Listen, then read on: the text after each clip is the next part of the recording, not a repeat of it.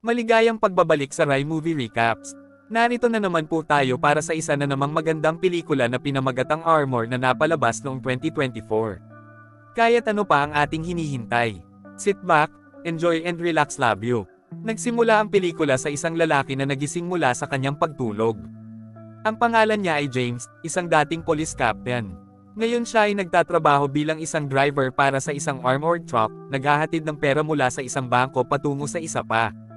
Pagkatapos uminom ng kanyang kape at maghanda, pumunta si James sa simbahan upang manalangin bago simulan ang kanyang araw. Pagkalipas ng 30 minuto, nakilala ni James ang kanyang anak, si Michael, na naghihintay sa kanya kasama ang armored truck. Nagtatrabaho din si Michael sa parehong kumpanya at palaging kasama si James sa kanyang mga delivery. Magkasama, gumawa sila ng isang mahusay na koponan, ligtas na nagdadala ng pera sa pagitan ng mga bangko. On the way to their first stop, Michael talks about his wife, who is about to have a baby. Tuwang-tuwa si James sa narinig dahil ibig sabihin malapit na siyang maging lolo. Maliwanag na mag-isa ang namumuhay ngayon ni James dahil matagal nang namatay ang ina ni Michael sa isang car accident. Sa kabila ng kalungkutan sa kanyang nakaraan, nasasabik si James sa bagong kabanata ng kanyang buhay.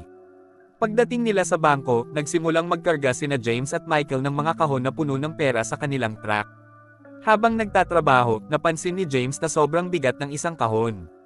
Nahihirapang buhatin si Michael. Ang pagsunod sa mga patakaran ng kumpanya, hindi sila maaaring magreklamo sa bangko o magbukas ng alinman sa mga kahon.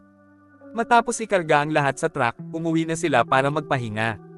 Dahil hapon na, ihahatid na ang pera sa susunod na destinasyon kinaumagahan. Sa pag-uwi, inanyayahan ni Michael si James na manatili sa kanyang bahay dahil matagal na rin mula nang bumisita si James. Sumang-ayon si James at sumama kay Michael.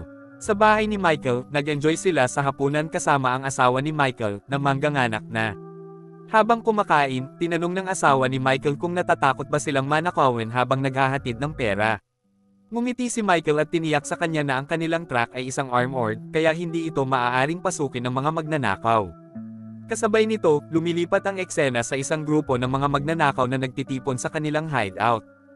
Ang kanilang pinuno, isang lalaking nagngangalang Rock, ay nagbabalak na looban ang armored truck na sina James at Michael na nagmamaneho.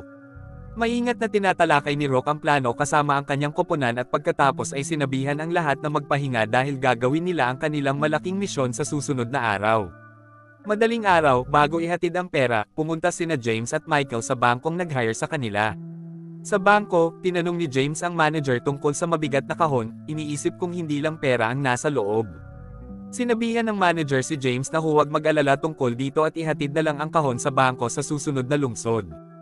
Hindi gustong makipagtalo, sinimulan ni na James at Michael ang kanilang paglalakbay upang ihatid ang lahat ng mga kahon. Habang nagmamaneho sila, hindi mapigilan ni James ang kaba. Paulit-ulit niyang sinasabi kay Michael na nag-aalala siya sa mabigat na kahon. Natakot si James na maaaring naglalaman ito ng isang bagay na ilegal o kahit isang bomba na maaaring makapinsala sa kanila. Sinubukan ni Michael na pakalmahin siya, sinabi na kung ito ay isang bagay na mapanganib, hindi nila kasalanan ito dahil inihatid lang nila ito. Gayunpaman, hindi mapalagay si James at may masamang pakiramdam tungkol dito. Ilang sandali pa, may napansin si James na kakaiba sa side mirror ng truck.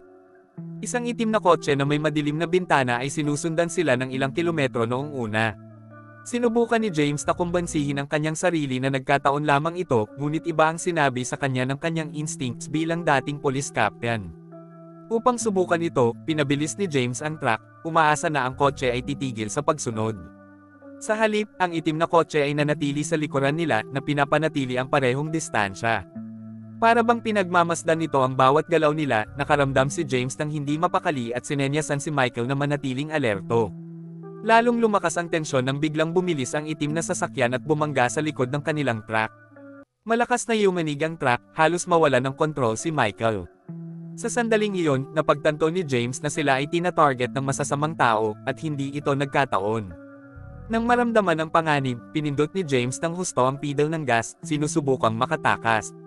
Pagkatapos, nagsimula ang isang kapanapanabak na habulan habang sila ay tumakbo upang makalayo sa itim na kotse. Habang hinahabol, sinabihan ni James si Michael na tumawag sa kanilang opisina o sa pulis para humingi ng tulong. Ngunit hindi gumagana ang kanilang mga telepono dahil ang mga magnanakaw ay nadyam ang kanilang mga signal. Ginawa ni James ang lahat para malampasan ang mga magnanakaw. Ngunit kahit anong pilit niya, hinabol ang truck sa isang lumang tulay. Sa gitna ng tulay, kailangang huminto si James. Isang sasakyan ang nakaharang sa daan. At nang sinubukan niyang i-reverse, may ibang sasakyan na hamarang sa kanila mula sa likuran. Sila ay nakulong, na walang paraan upang makatakas. Pagkatapos, lumabas si Rook at ang kanyang barkada sa kanilang mga sasakyan. Sinimulan nilang barilin ang armor truck nina James at Michael. Sa kabutihang palad, ang truck ay napakalakas, at wala ni isa sa mga bala ang nakalusot. Dahil sa pagkadismaya, pinaputokan ng isa sa mga tauhan ni Rook ng missile ang truck, dahilan upang ito ay tumaob. Kahit nakabaligtad ang truck, okay naman sina James at Michael at nagawa nilang gumapang palabas. Pagkalabas nila, sinimulan na naman silang barilin ni Rook at ng kanyang barkada. Nanginginig sa takot si Michael dahil hindi pa siya napunta sa ganoon kadelikadong sitwasyon. Ngunit si James, bilang isang dating kapitan ng pulisya, ay nanatiling kalmado at sinabihan si Michael na manatiling matapang.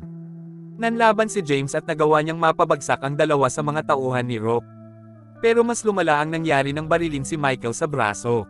Mabilis siyang sinangga ni James at dinala siya pabalik sa storage compartment ng truck. Iyon lang ang ligtas na lugar na pinagtataguan. Pagdating sa loob, nilock ni James ang compartment mula sa loob, pinipigilan si Rook at ang kanyang barkada na hindi makalapit sa kanila. Sa loob ng truck, mabilis na ginamo ni James ang nasugatang braso ni Michael.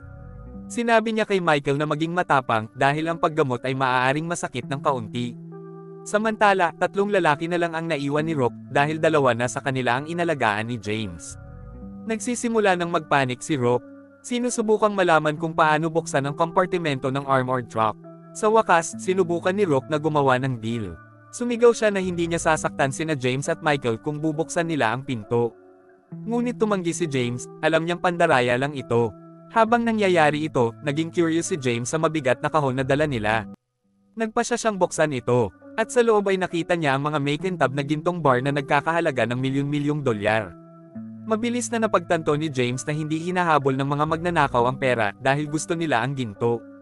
Ngayon kailangan niyang mag-isip ng mabilis kung paano makakatakas. Kasabay nito, ang isa sa mga tauhan ni Rook na naiinip ay nagsindi ng isang tear gas canister at inilapit ito sa truck. Nagsimulang mapuno ng makapal na usok ang hangin na naglalayong pilitin na lumabas sina James at Michael. Ngunit si James, na nananatiling kalmado tulad ng dati niyang karanasang kapitan ng pulis, agad na nakita ang panganib. Sinabi niya kay Michael na isara ang lahat ng mga butas ng hangin at selyuhan ang mga ito ng tela at anumang bagay na mahahanap nila. Kahit kinakabahan si Michael ay mabilis niyang sinunod ang utos ni James. Salamat sa kanilang mabilis na pagkilos, kaunti lang ng tear gas ang nakapasok sa loob at halos na natiling ligtas ang compartment. Ang matalinong pag-iisip ni James ay nag-iwas sa kanila sa malubhang problema sa ngayon. Makalipas ang 10 minuto, ang isa sa mga tauhan ni Rook ay siguradong hindi na magtatagal sina James at Michael. Ngunit sa sandaling iyon, sumigaw si James mula sa loob ng truck, sinabing hindi madaling talunin ang isang dating kapitan ng pulisya. Ipinahayag niya na ang mga gintong bar na hinahangad nila ay hindi kailanman magiging kanila. Nangako si James na protektahan ang ginto sa kanyang buhay dahil sineseryoso niya ang kanyang trabaho. Nang marinig ito, mas lalong nadismaya si Rook, alam niyang hindi makakapasok ang kanilang mga bala at bomba sa armored truck. Sa wakas, inutusan ni Rook ang isa sa kanyang mga tauhan na maglabas ng drill, sa pag-aakalang ito lang ang pagkakataon nilang buksan ang kompartimento. Habang nangyayari ito, lumipad ang isip ni James sa isang masakit na alaala tungkol sa araw na pumanaw ang kanyang asawa. Noon, nagplano si James ng isang camping trip kasama ang kanyang asawa at si Michael, na teenager pa, para gumugol ng quality time na magkasama bilang isang pamilya. Ang dapat sana ay isang masayang paglalakbay ay nauwi sa isang trahedya nang ang isang sasakyan ay mapanganib na lumihis sa unahan na nagdulot ng kaguluhan at dalamhati. Bilang isang police captain noong panahong iyon, nadama ni James na tungkulin niyang kumilos kapag nakita niya ang out of control na kotse. Nakiusap man sa kanya ang kanyang asawa at si Michael na huwag itong pansinin para ma-enjoy nila ang kanilang family trip, hindi nakatiis si James. Ipinaliwanag niya na ang kanyang mga aksyon ay upang panatilihing ligtas ang iba mula sa walang ingat na driver. Nagawa ni James na ihinto ang sasakyan at natuklasang lasing ang driver. Matapos bigyan ng seryosong babala ang driver, bumalik si James sa kotse ng kanyang pamilya. Umaasa na maaari nilang ipagpatuloy ang kanilang biyahe, ngunit ang desisyong makialam ay magpakailanman na magbabago sa kanilang buhay hindi nagtagal pagkatapos nilang ipagpatuloy ang kanilang paglalakbay. Hinampas ng kalamidad ang isang humaharurot na truck at bumangga ng husto sa likod ng kanilang sasakyan. Napakalakas ng impact kaya nabaligtad ang kanilang sasakyan ng ilang beses sa ang daan sa loob lamang ng ilang segundo. Naging gulo ang lahat dahil sa aksidente. Ang buhay ng asawa ni James agad na nag-iwan ng matinding kalungkutan sa puso nina James at Michael. Kahit na pisikal na nakaligtas sina James at Michael, nagbago ang kalunos-lunos na pangyayari kanilang buhay magpakailanman, na nag-iiwan ng mga emosyonal na peklat na hindi kailanman ganap na gagaling. Sa kasalukuyan, si Rook at ang kanyang mga barkada ay nag-drill pa rin sa armored truck ni James. At the same time, may naisip si James. May nakita siyang bote ng alak sa malapit at nagpas siyang gamitin ito. Tahimik na lumabas si James sa isang maliit na bintana sa gilid, sinindihan ang alak at ibinato ang nasusunog na bote sa mga tulisan na gumagamit ng grill.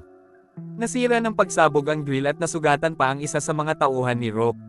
Mabilis na sumakay muli si James sa truck. Sa gilid ng bintana, sinubukan ng isa sa mga tauhan ni Rook na barilin ang bintana, ngunit dahil gawa ito sa bakal, hindi makalusot ang mga bala. Dahil sa pagkadismaya, ang isa pa sa mga tauhan ni Rook, na nagngangalang Smoke, ay nagsimulang magpaputok ng mabilis sa truck, umaasang makakalusot. Ngunit pinigilan siya ng isa sa kanyang mga kasamahan sa koponan, na nagbabala na ang pag-aaksaya ng mga bala ng ganoon ay hindi makakatulong at maaaring maging backfire, na inilalagay silang lahat sa panganib. Doon, sinubukan ni Rook na pakalmayan si Smoke at iminungkahi na umalis sila sa eksena. Inamin ni Rook na nabigo ang kanilang misyon, hindi nila mabuksan ang armored truck, at malamang napapunta na ang mga pulis. Noong una, pumayag si Smoke, at nagsimulang magtungo sa kanilang sasakyan. Ngunit bigla na lang, binalingan ni Smoke si Rook, inatake siya at ang isa nilang kasamahan, dahil persegido pa rin itong makuha ang ginto. Pagkatapos ay tumalon si Usok sa kanyang sasakyan, at binangga ito sa truck ni James, sinusubukang itulak ito sa ilog. Naniniwala siya na ang paglubog ng truck ay mapipilitang sumuko si James at buksan ang compartment. Gayunpaman, hindi sapat ang lakas ng sasakyan ni Smoke para ilipat ang truck ng mas malayo. Sa pagtanggi na huminto, kumuha si Smoke ng isang missile at ginamit ito upang ibagsak ang truck ni James sa ilog. Bumulusok sa tubig ang truck na nasa loob pa rin sina James at Michael. Nang lumubog ang truck, mabilis na binuksan ni James ang bintana sa gilid at sinikap na mailabas si Michael.